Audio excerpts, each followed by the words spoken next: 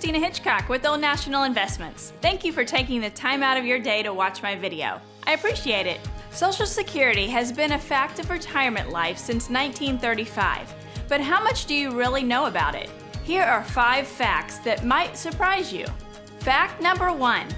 The Social Security Trust Fund exceeds the gross domestic product of every country in the world except the 7 largest. Fact 2.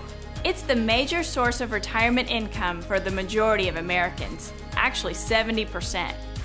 Fact 3. Benefits are subject to federal income taxes, but it wasn't always that way. The 1983 amendments to the Social Security Act made benefits taxable.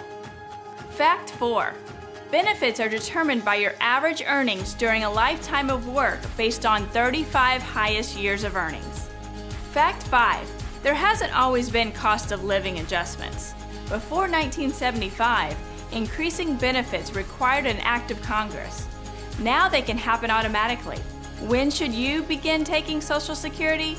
That may depend on several factors. Most people opt in for early benefits, which can start at age 62.